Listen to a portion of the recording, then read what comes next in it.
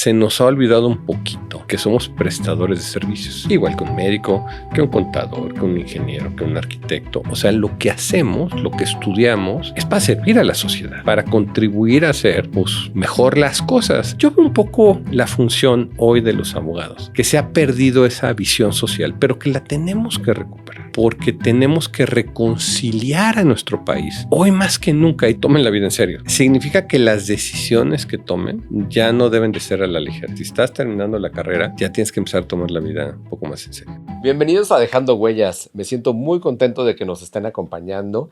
Y bueno, pues hoy vamos a hablar con, ya saben, todos mis amigos son los que vienen aquí a este programa. Y hoy tenemos un crack, Rafael Sámano, uno de los mejores abogados de México.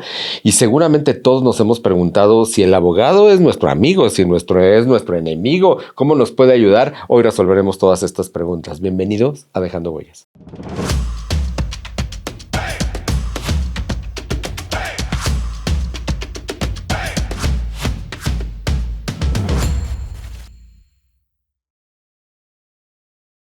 Rafael Sámano, la verdad es que cada vez que yo lo veo, que queda, ya saben, en los rankings, en los primeros lugares, su despacho atiende clientes de primer nivel y hoy nos visita aquí en Dejando Huellas. Tengo el honor de decir que es mi amigo. ¿Cómo estás, Rafael?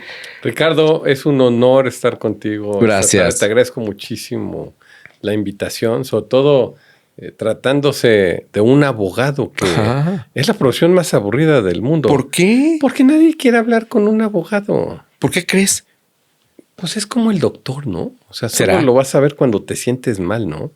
Entonces yo creo que es esta mezcla de miedo, escepticismo y además me va a salir carísimo, ¿no? Eso es lo que siempre pensamos. ¿Y es cierto?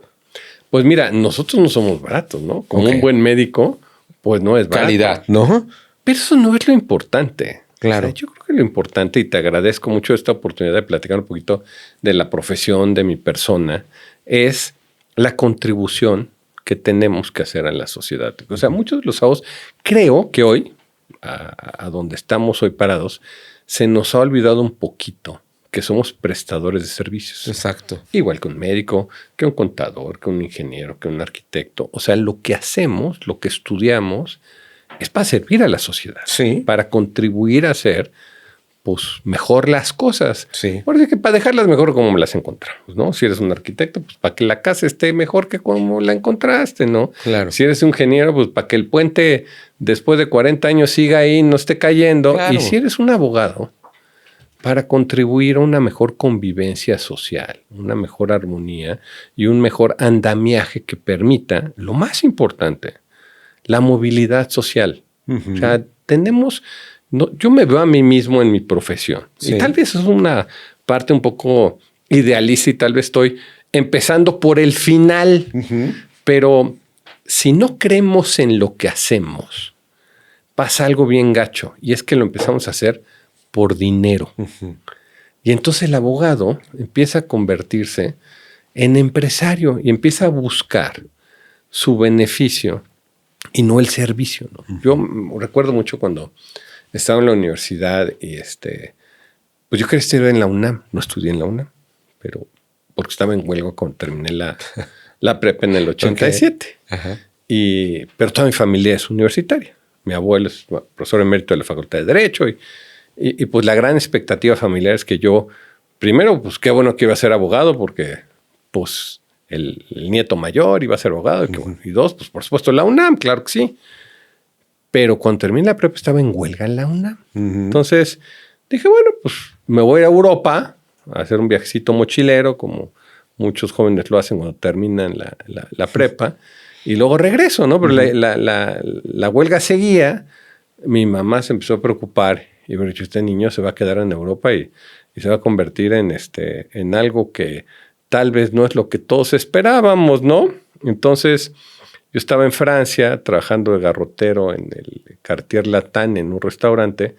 No había como ahora el WhatsApp de, mijo, ya vente. O sea, programaba una llamada una vez a la semana con mamá que cada minuto costaba un dineral. Y me dice, oye, ya vente, mijo. ¿Por qué, ma? ¿Ya se acabó la huelga? No, pero yo te conseguí que te aceptaran en otra universidad. Y pues ya vente en lo que termine la huelga de lana. Bueno, la verdad es que en aquella época, a diferencia de esta época, pues éramos un poquito más dóciles, ¿no? Entonces, bueno, pues si mi mamá piensa que pues ya debo rezar, pues aunque estoy aquí, yo me la estaba pasando, la verdad, muy bien. Digo, bueno, pues vamos de regreso. Y así entré a la Escuela Libre de Derecho. Mira. Y mi abuelo casi, así como el condorito, se va para atrás. ¿A poco? Pues la Libre era una escuela de derecha, reaccionaria. Sí, La UNAM era una escuela progresiva y mi abuelo... ¿Cómo? Mi abuelo era mi mejor amigo, el papá y mi mamá, ¿no? Oye, pues es que es en el Inter, ¿no? Cuando termine ya me voy. Primer año me voy a la UNAM. Por ancas o mangas eso nunca sucedió. Después con mi abuelo me reconcilié porque de veras le pegó en el corazón que no me hubiera ido yo a la UNAM. A la UNAM. Hoy en día la UNAM es mi alma mater adoptiva y la quiero muchísimo y di clases ahí y espero en alguna época de mi vida regresar.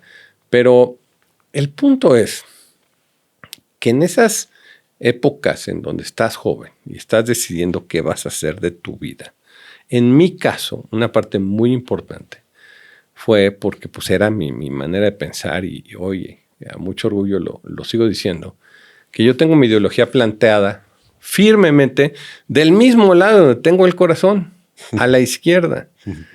Pero como el corazón, la verdadera izquierda, la que bombea, la que empuja, la que hace que el resto del cuerpo se mueva. No esa izquierda falsa, vendida.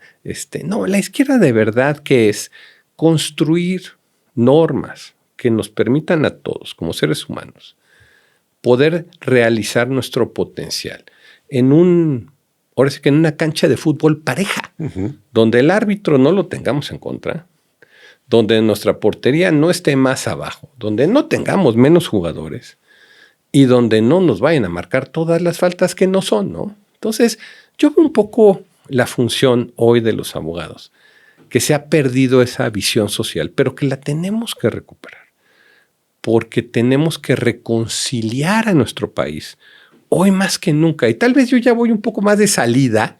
Este es un mensaje más para los jóvenes abogados que se están incorporando, en donde la visión no debe de ser el lograr un beneficio económico que nos ponga en otra dimensión o en otro nivel a los demás. Esa no es la función del abogado. Y eso no es lo que te enriquece al final del día, ¿no? Por supuesto, todos aspiramos y queremos abogados y los que no sean abogados a una vida digna, a tener los suficientes satisfactores para darlos a nuestras familias, a nosotros mismos. Un medio pues muy digno de vida. Pero si eso no lo complementamos con un propósito de vida, no importa lo que hagamos, va a ser insuficiente. Claro. Si tenemos 1, vamos a querer 10. Si tenemos 10, vamos a querer 100. Si tenemos 100, vamos a querer 1,000,000. Y va a ser una lucha contra nosotros mismos por llenar un vacío que cada día va a ser más grande entre más exitosos seamos, ¿no? Entonces hay que tener un balance entre el éxito empresarial, económico, profesional y nuestro propósito de vida. Y sí creo que los abogados la tenemos más complicada porque escogimos una profesión cuyo fin es la justicia. Entonces tenemos una responsabilidad social mayor que la de otras profesiones. Claro. Y la tenemos que asumir. Entonces, para mí la verdad es un gusto y un privilegio estar contigo. Gracias. Porque me permite hacer este viaje de introspección profesional y de vida, que espero que les llene a tus queridos visuoyentes de elementos interesantes de reflexión, de inspiración, a futuro, de quiénes somos, a dónde vamos, más allá de una profesión que, pues en título, la verdad es tan aburrida como la del abogado, ¿no? ¿Te parece si iniciamos nuestro viaje preguntándote cómo se describe a sí mismo Rafael Sámano?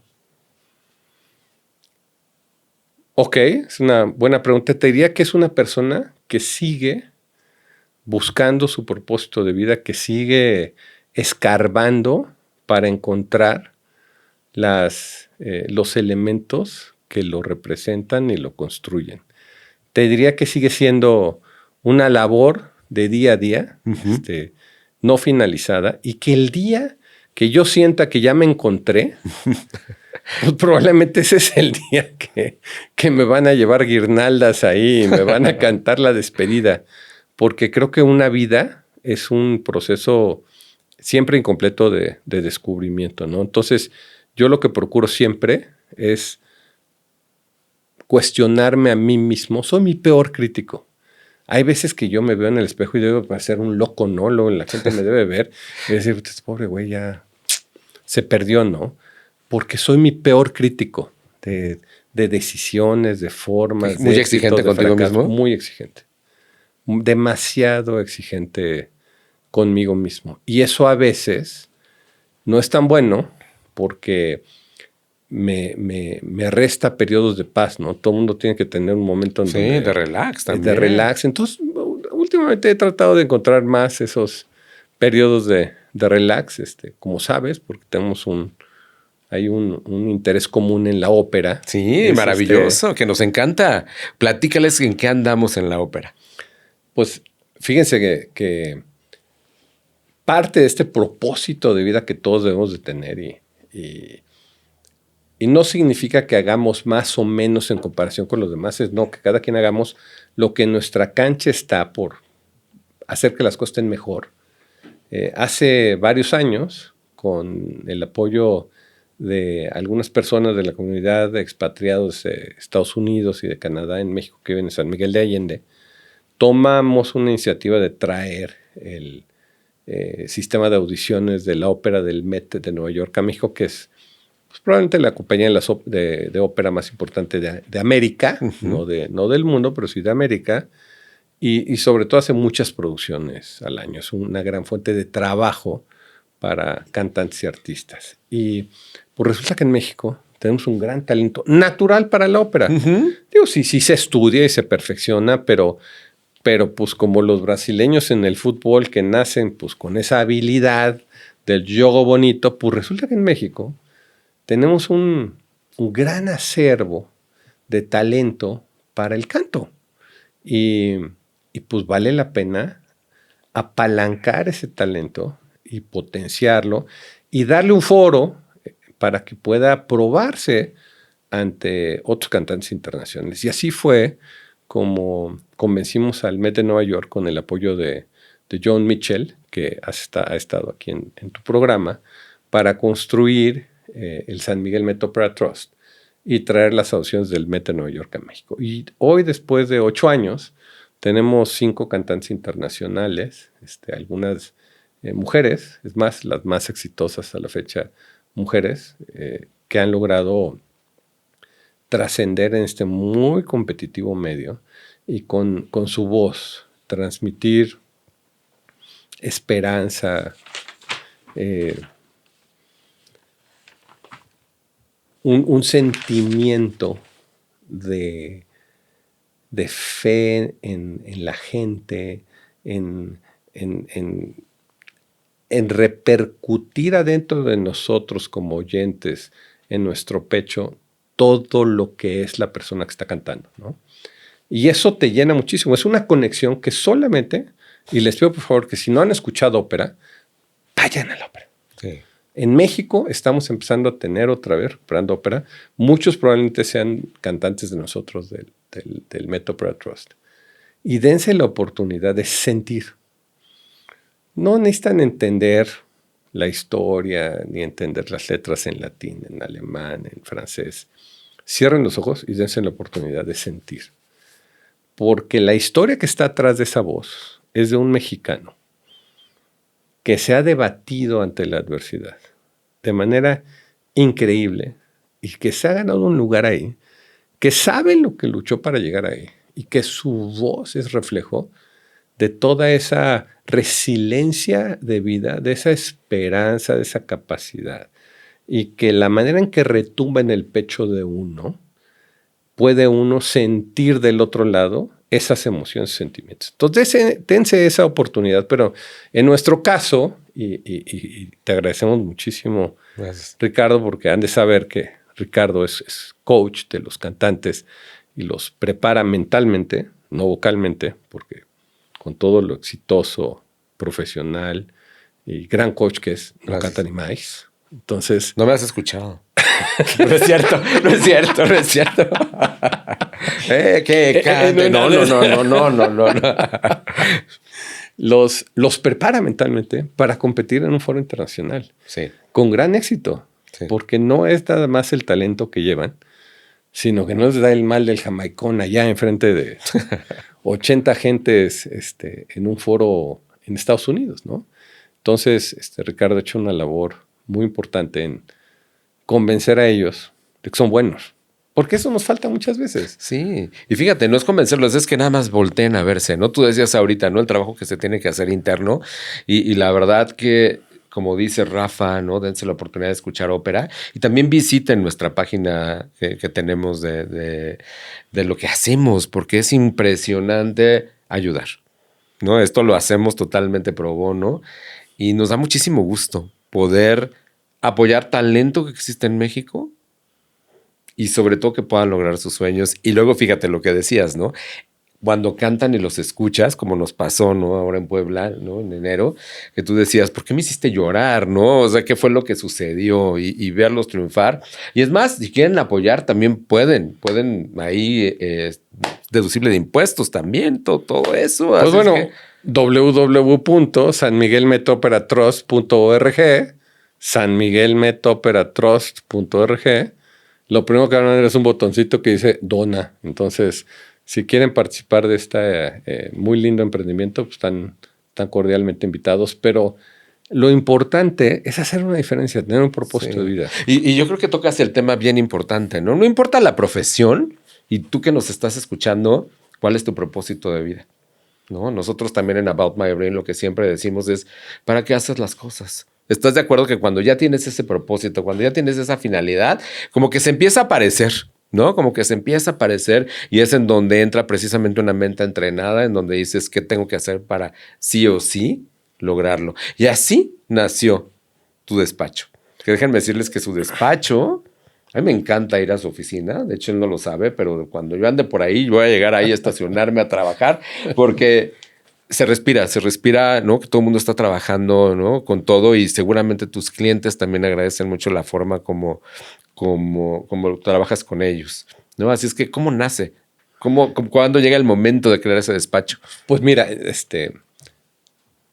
es una pregunta que me he hecho varias veces y la respuesta es, nace de un fracaso.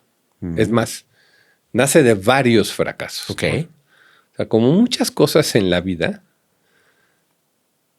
aprende uno más de lo que no le sale bien, de lo que le sale bien. Tener un despacho y construir un despacho, y le doy gracias a la vida, a Dios, al destino, a toda la gente que la me he rodeado de que nos haya ido también a casi 25 años de distancia. Pero no era el plan original. ¿Ah, no? No, yo me fui a estudiar una maestría en Nueva York, hice mi carrera aquí en México, logré a través de... Siempre fui bien nerd, ¿no?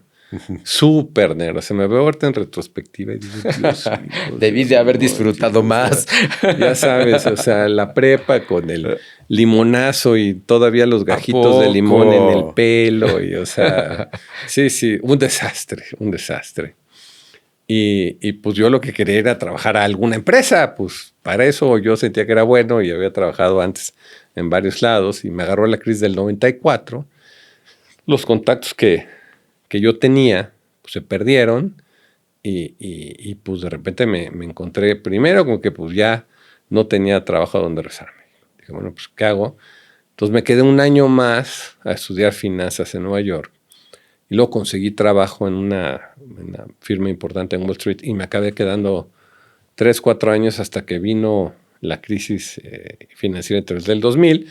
Yo trabajaba en un grupo de mercados emergentes y me tocó recorte y dije, pues de ahí qué hago, ¿no? Y me puse a buscar chamba. Y sorprendentemente, pues pasaron los días, las semanas, los meses, y pues no encontraba chamba. Y entonces, pues dije, pues ¿qué hago? Pues empecé a generarme mi propia chamba. Y regresé, me acabó el dinero, regresé a México a mis 30 años a vivir en la casa de mi mamá. O sea, literalmente la imagen del fracasado, ¿no? Híjole. Y a los 30 años regresó con su mamá, ¿no? O sea, ¿qué ni desayuno? O sea, y así fue como empezó el despacho. Un cliente, luego 2 clientes, luego 3, contraté un pasante, un abogado, y así empezamos. Y sin que ese fuera el plan original, pues resultó que encontré habilidades que yo no sabía que tenía para vender, para trabajar, para sacar rápido documentos, armar estrategias. Pero como yo nunca me había probado a mí mismo en esa arena, porque siempre había trabajado para alguien más, pues me di cuenta que era bueno, ¿no? O sea, no queda que la necesidad sí es la madre de la inventiva, ¿no? Un poco de ahí vino la idea de apoyar la Fundación de Ópera, porque como tú has visto, muchos de estos muchachos no se dan cuenta de lo buenos que son hasta que los avientas al ruedo y los pones a competir, ¿no? Claro. Entonces un poco así nació mi despacho, nada más en un ámbito diferente, el derecho, no el canto de ópera, y si hubiera fracasado y continuaba fracasando eternamente, pero resultó que para esto sí era bueno, y así empezó el despacho, y hoy pues somos más de 30 personas, y tenemos muchos clientes internacionales, y nos ha ido muy bien, y seguimos trabajando duro, y es como si fuera una startup de 25 años, ¿no? Y esa es la historia un poco muy, muy corta del despacho, es la historia de la reconstrucción de muchos fracasos. Equipos fuertes, resultados increíbles. Nuestros programas de team building llevan la colaboración, motivación y liderazgo a otro nivel. Aumentan la productividad y fortalece la cultura organizacional. ¿Listos para transformar su manera de trabajar? Contáctanos al correo ogonzalez@ricardogonzalezescobar.com y lleva a tu equipo a la cima. Pero fíjate que como dices, ¿no? La vida te puso por ahí. Pero otra vez también tú dijiste, ¿no? ¿Qué empiezo a hacer? ¿Cómo me muevo? Entonces yo te pregunto, ¿no? Que estás viendo este programa, ¿cómo tomas el fracaso? ¿Cómo tomas cuando las cosas no te salen bien, ¿no? Y fíjate, ¿no? ¿Qué te enseña siempre? Porque tú decías, yo no sabía que tenía eso, ¿no? Y también ahorita en retrospectiva, ¿a cuántos clientes has ayudado? ¿No? Y cómo has cambiado la vida. ¿Qué es lo que marca la diferencia con tu despacho? O sea, si uno va contigo, ¿qué es lo que marca la diferencia? El comercial de Sámano Abogados SC. ¿Cuál? ¿Qué nos hace diferentes de otros despachos? A ver. Yo te diría que todos los que estamos trabajando en la oficina creemos en lo que hacemos. No por lo que ganamos, que no es menor y que no es un factor que sea de no tomarse en cuenta, pero todos creemos en los modelos de negocios de nuestros clientes. Todos creemos que si contribuimos a ayudar a nuestros clientes a desarrollar sus modelos de negocios, eso va a tener un impacto social positivo para todos, ¿no? Tenemos un área importante en industria, en manufactura, otra en tecnología, y tenemos la convicción de que si a nuestros clientes les va bien, no nada más nos va bien a nosotros, sino le va bien a la sociedad en general. Hemos visto historias de gente, ahí tenemos clientes con los cuales tenemos 15, 20 años, ¿no? Por alguna razón nos pasa que cerramos con un cliente y como si fuera chicle con cola loca, pues se queda pegado ya para siempre, ¿no? Y eso pues nos gusta mucho, ¿no? No es fácil que un cliente te deposite la confianza. Pero entonces empezamos a conocer también a la gente y vemos gente que empezó en algún nivel y va creciendo y después va desarrollando otras habilidades y luego lo mandan a otro país o se va a otra empresa y ves cómo la gente va creciendo. Y son mexicanos. Qué padre. Y eso lo tienes que celebrar. Sí, claro. A menos de que seas un mezquino, ¿no? Claro. Pero esa es parte también de nuestra chamba. O sea, el contribuir a un proceso virtuoso de desarrollo personal y profesional. La gente que le va bien en el trabajo es gente más alegre, más motivada, probablemente va a ser gente más empática en su entorno social, con sus amigos, con sus familiares. O sea, no siempre es el caso, siempre hay alguno que perdemos en el camino, pero en general, pues es un camino virtuoso. Entonces, hacemos algo que nos gusta, sigue siendo un despacho de nerds. O sea, la regla general es que hay limoncito a la entrada. el que no llegue con el pelo con limón en la cabeza, no lo contratamos, ¿no? Ok, chicos, ya sabemos en el estudio cuando venga Rafa qué necesitamos tener, ¿no? Oye, algo que mencionas y que me gusta mucho es, ¿no? Tú apoyas a las empresas, para ti, ¿no? El estudiar todo su negocio, realmente otra vista importante, ¿no? Porque tenemos el contador, ¿no? Que todos lo necesitamos, ¿no? Pero en tu caso también el abogado, que muchas veces, esto es a título personal, pareciera que solamente nos acercamos cuando tenemos un problema y no de forma preventiva, ¿no? Tú me imagino, bueno, tienes clientes grandes, pero también, ¿no? Si algún emprendedor necesita, también me imagino que puedes apoyarlos. Tenemos un área, o sea, hoy en día, o sea, tal vez antes la división de profesiones era más marcada. Uh-huh. Hoy nuestra chamba no la podríamos hacer sin el trabajo colectivo con otras profesiones. Sí. El contador, el especialista de impuestos, financiero. Uh-huh. Entonces, hoy en día es un trabajo colectivo, ¿no? O sea, hay algunas áreas todavía que son exclusivamente, digamos, jurídicas, sí. Pero gran parte del trabajo que hacemos todos los días es un esfuerzo colectivo con otros especialistas de otras profesiones. Algunos son aliados de negocios del despacho y eso lo hemos ido construyendo. Tenemos aliados en muchas áreas de despachos similares al nuestro que nos permiten fortalecer nuestra asesoría, y en ese sentido es un poquito como la poesía de León Felipe, este autor español de la generación del 27, que en alguno de sus estrofas decía que el reto en la vida no es llegar solos y pronto, sino juntos y a tiempo, ¿no? Uh-huh. Entonces, una parte muy importante, regresando a tu pregunta, ¿qué nos hace diferentes? Es que sí creemos en el trabajo colectivo. O sea, nuestra organización es una organización que privilegia el trabajo horizontal, colectivo y funcional, versus el trabajo jerárquico y vertical, ¿no? A diferencia de otras organizaciones donde trabajan verticalmente, ¿no? Y la otra es que nosotros, un tema que yo siempre he debatido, no ahora desde que empezamos el despacho, es el famoso esquema del cobro por hora de los despachos, ¿no? Siempre he dicho, esto nos genera un conflicto de interés, porque si como abogados nuestra chamba es darle nuestro mejor talento y el mayor servicio a un cliente, pero nuestro esquema interno de compensación para nuestra gente es el trabajo por hora, pues los ponemos en un conflicto, porque ellos ¿qué van a querer? Pues facturar el mayor número de horas. Uh-huh. ¿Quiénes? Él. ¿Quién él? Él y nada más. Y entonces sucede que tal vez gente muy valiosa que podría trabajar en equipo, pues le pasa como al Gollum del Señor de nuestros Anillos, uh-huh, de la película Harry Potter. No. El Señor. Discúlpenme, del Señor de los Anillos. Aquí ya sabes, no les gusta el error. Con el anillo del Gollum, ¿no? Uh-huh. Y entonces el anillo se convierte en el centro de atención las horas, ¿no? Es my precious, uh-huh, my precious is only mine, and mine, and mine, and mine. Y no quiere compartir las horas con nadie más porque son sus horas que le representan el bono y el crecer. Y entonces, en lugar de que el despacho le dé al cliente su mejor talento y le ofrezca sus mejores capacidades, pues entonces va a ese cliente, lo ve un socio y un asociado que no comparten nada con los demás y tal vez hay mucho más talento en los otros despachos, ¿no?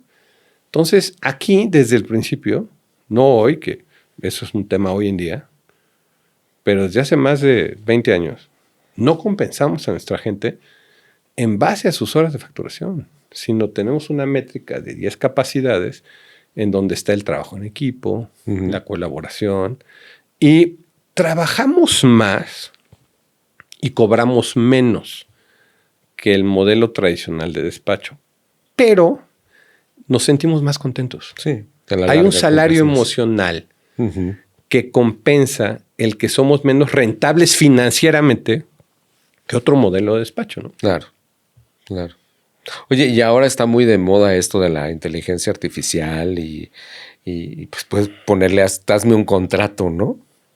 ¿Tú qué opinas de la inteligencia artificial dentro de tu campo?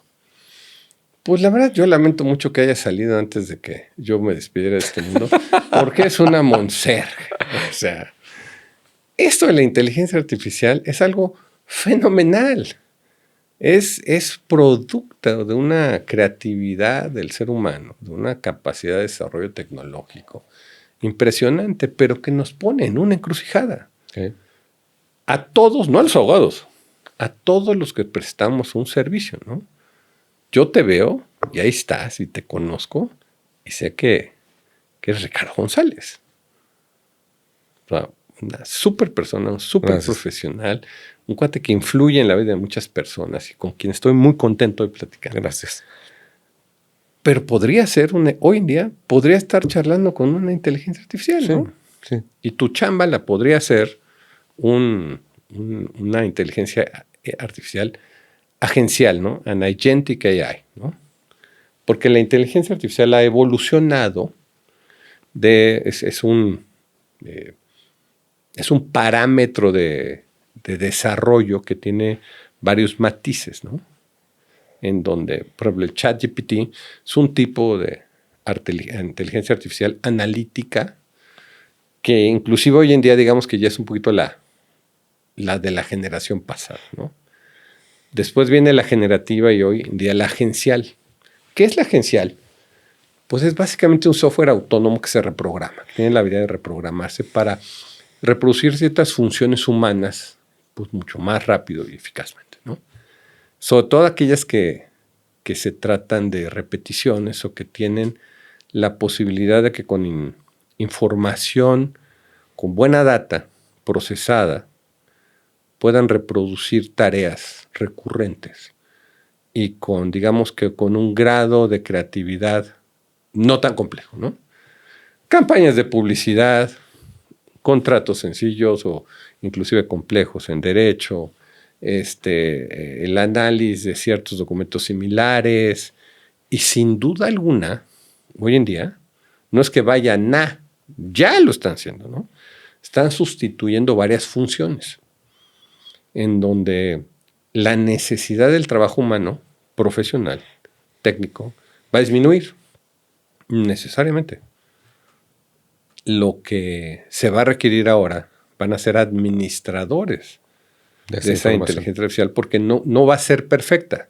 Los médicos respecto de los diagnósticos de ciertos padecimientos que tienen ciertos síntomas, en donde una inteligencia artificial, de acuerdo con la información disponible que tenga, podrá procesar esos síntomas inmediatamente y salir con un diagnóstico que puede o no ser certero, pero que va a tener un alto grado de esa certeza, ¿no? O sea, siempre habrá o tendrá que haber un médico que diga, sí, ahí vamos, ¿no? Uh-huh.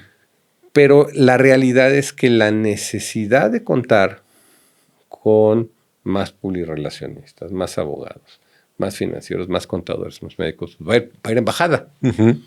Porque estas inteligencias agenciales que van a seguir desarrollándose en la medida en que haya capacidad computacional para el procesamiento, y por eso es la carrera hoy en día de crear más capacidad, y hoy en día la empresa más valiosa del mundo, que además con un nombre muy curioso, es Nvidia, ¿no? Pues ¿qué Nvidia? Pues sí, o sea, una empresa que se dedica a desarrollar chips, particularmente gráficos, con una alta capacidad de análisis, que sobre todo, como en blockchain, estos chips pueden juntarse uno encima de otro y pueden potenciar esa capacidad de procesamiento, ¿no? Y es la empresa que recientemente logró una evaluación de mercado de más de $4 trillones, ¿no? En inglés, 4 trillion, que en español son 4 trillones más 3 ceros más, ¿no? Porque permiten que se desarrollen estas habilidades artificiales de autogeneración programática. Eso es un reto enorme para nosotros y para todos, pero sobre todo para las generaciones que están terminando la universidad y están buscando un trabajo, ¿no? Oye, ¿y qué le dices a las generaciones nuevas con toda la experiencia ya, ¿no? Como tú dices, con todos los errores que tuviste, ¿no? Esos fracasos, ya tu experiencia, ¿no? Hay mucha gente que está saliendo de la escuela, que está estudiando y el mundo es muy diferente, ¿no? Como cuando tú y yo terminamos, ¿no? Nuestra licenciatura. ¿Qué les dices ahorita a ellos? ¿Qué consejo les das? Yo les daría 3 consejos. 1, tomen la vida en serio.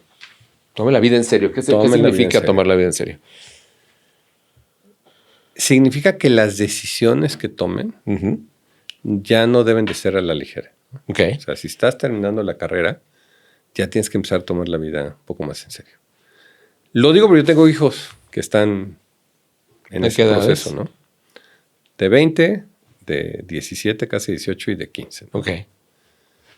Y como consecuencia natural de la evolución del acceso a la información, noto que la vida nos toma muy en serio. Y está bien, o sea, tenemos todo el tiempo para angustiarnos. Pero sí debe haber cierto nivel de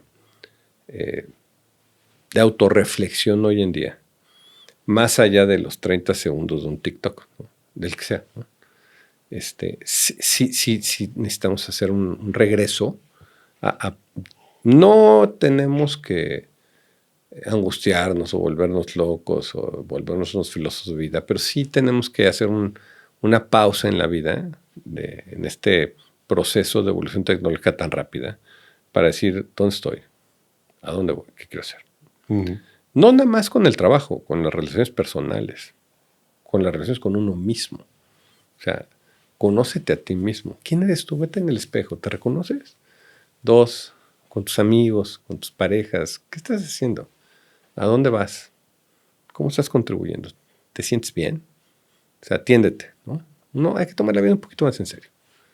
Y eso es un consejo para sentirnos mejor. Claro. O sea, no es una crítica al estado de la sociedad actual y de los jóvenes. No, es una recomendación para encontrar un mejor balance de vida. Como, déjame ver si corresponde, ¿no? Quitarle la inmediatez a todo, darte esa oportunidad de centrarte. Te diría que la inmediatez y el egoísmo. Ok. Porque hoy en día parecería que, y no nada más los jóvenes, ¿no? Vivimos en arrancones emocionales para satisfacer una necesidad de muy corto plazo de sentirnos bien. Y rápido, ¿no? Que es lo que rápido, pero se acaba rápido también, ¿no? No tiene profundidad. Y entonces volvemos a arrancar. Y si un coche lo arrancas, lo paras, lo arrancas, lo desgastas muy rápido que si pues, lo manejas más suavemente, ¿no? Todo el coche se va a desgastar y va a requerir más mantenimiento más rápido, ¿no? El ser humano es igual. O sea, tenemos que encontrar un mejor balance de nuestro manejo personal de vida, emocional, social, profesional. Porque si no lo haces, pues la vida te lo va a imponer muy fuerte. Y por eso es que hoy tenemos, o yo creo que en gran medida, tenemos retos de salud mental muy grandes. Sí. Porque no estamos logrando manejar bien el coche, lo estamos angoloteando demasiado y entonces a cada rato hay que llevarlo a mantenimiento, ¿no? Porque algo se le descompuso. Pues nuestra mente, nuestro corazón, nuestras emociones son iguales. Si las estamos moviendo drásticamente de un lado para otro, pues estamos descomponiendo el sistema, ¿no? Nada más que es más difícil arreglarlo que un coche en donde pues le vamos y le cambiamos las balatas y le chillan los frenos, ¿no? Pues si aquí lo que nos chilla es el ojo y nos sentimos mal, es más fácil reparar, es mucho más difícil repararlo, ¿no? Claro. Entonces, mi primer consejo es tomar la vida más en serio. Una pausa, tomen la vida un poquito más en serio. El segundo, sean positivos. La felicidad en la vida, y eso yo no lo digo como abogado, lo digo como una persona que ha tenido muchos retos. O sea, la gente me ve y un abogado exitoso, le va bien, la familia. Pero atrás hay una historia bien dura. O sea, no lo digo como un reclamo a mi origen y mi destino, pero estar sentado aquí contigo hoy como estoy me ha costado muchísimo. muchísimo en lo personal. Mi coche, mi desgaste ha sido durísimo. Tengo que entrar muchas veces al taller, le tengo que trabajar mucho, porque el odómetro le ha dado las vueltas muchas veces, ¿no? Y el mantener el coche bien, después de tanto desgaste, no ha sido fácil, ¿no? Entonces, Por eso es lo de la vida en serio. Para que te des una pausa, para que vayas midiendo bien tus pasos, ¿no? Quizá pedir ayuda también en ese momento. sobre ¿no? todo, ¿No? sobre todo pedir ayuda. Claro. Pero no perder el positivismo en la vida. ¿Por qué? Porque la decisión de ser feliz o no serlo es eso, una decisión de vida. Tú decides ser feliz a pesar de o a pesar de lo que no tienes o a pesar de todo lo que tienes. ¿Podríamos decir que ser feliz podría ser disfrutar de la vida y del momento? Yo creo que ser feliz tiene 3 elementos. Ok. 1, ser positivo. Ok. O sea, yo soy el eterno positivo. Sí, el edificio está cayendo. Pero estamos no. abajo. Pero ahí no. O sea, y si se cae, vamos a hacer algo mejor. O sea, hay que ser el eterno optimista. Hay que tratar de siempre verle la cosa buena. No es como el que llega a la boda y está en la renta del candelero de 1000 focos y dice, ya viste, hay uno fundido. No seas así. O sea, no seas así. Siempre va a haber uno fundido. No veas el foco fundido. Ve los focos prendidos. Siempre hay algo de luz. Es 1, ve la luz. 2, ser responsable. No hay manera de ser feliz si no eres responsable. Asume responsabilidad de tu vida. Si asumes responsabilidad de tu vida, te vas a sentir mejor. Y 3, haz lo correcto. Uno, ante uno mismo se puede engañar. Claro. Entonces, si tratas de ser positivo, si asumes responsabilidad de tu vida y haces lo correcto, es la fórmula de la felicidad. Con poco o con mucho. Eso te va a permitir ser menos envidioso, que la frustración te pegue menos, que aproveches más los momentos de paz que tienes. Te va a permitir vivir una vida más plena. Y eso lo van a sentir los demás. Claro. Y vas a ser una influencia positiva en los demás. Entonces, esa es mi segunda recomendación. El paquete, ¿no? 2. Y la tercera es... Ay, Dios. Esta es una nueva revolución industrial. Sí. La de la inteligencia artificial. ¿A dónde nos va a llevar? La verdad, ¿quién sabe? Los últimos 10 años, en términos de evolución tecnológica, son dramáticos. ¿Va a seguir esta misma velocidad? O sea, ¿qué va a pasar en 10 años? O sea, ¿a dónde vamos a llegar? ¿Qué va a pasar con el acceso a fuentes de empleo, de desarrollo, de entretenimiento, de creatividad, de emocional? Todo. La verdad, quien te diga que sabe a dónde vamos, pues es un gran mentiroso, un gran negativo optimista, ¿no? Entonces, la tercera es métanse a la tecnología. Estar abierto a esa innovación, ¿no? Entrar, experimentar. Sí. Antes la ignorancia era una fuente de felicidad, hoy no. O va a ser una fuente de gran frustración. Entonces, involúcrense con la tecnología en todos los aspectos. O sea, nosotros, a la edad que tenemos, pues si no nos involucramos en la tecnología, nos va a arrastrar. Pues de repente ya no vamos a estar, ¿no? Es correcto. Entonces, esta es una revolución industrial. Como los ciclos de la humanidad, después vendrá probablemente una etapa más estable, pero ahorita estamos en esa vorágine. Entonces hay que entender el momento histórico. Y si lo vemos hacia atrás, no es algo nuevo. No. ¿Tuviste ya la película de Superman nueva? Sí. Compárala con la de Superman de Christopher Reeve. Y ahí se ve la evolución que se tiene, ¿no? O sea, que tú dices, ¿qué te pareció esta nueva película? La verdad me gustó. Un Superman más humano. Más vulnerable. Más, exactamente, más, más vulnerable. ¿No? Que desde que empieza, ¿no? Que está derrotado, ¿no? Oigan, pues se nos acabó el tiempo. Tenemos para dar y regalar de cosas que hablar, pero ya regresarás con nosotros, mi estimado Rafa. Muchísimas gracias por haber aceptado esta invitación de platicar aquí con nosotros. Y pues el mensaje final que quieras dejar. Pues antes de nada, darle las gracias a todos ustedes que están viendo este programa. Y si llegaron hasta ahorita, no solo darles las gracias, sino mi reconocimiento. Porque ante el span de atención de 30 segundos de hoy en día, si están aquí y me están escuchando, muchas gracias. Espero que se vayan con una sonrisa, se vayan con energía, con positivismo, con esperanza, y nos vemos para la próxima vez. Muchísimas gracias, Rafa, y gracias a ti que estuviste con nosotros en Dejando Huellas.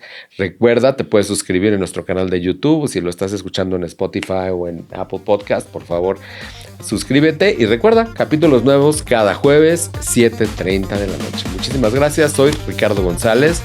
Pásenla muy bien.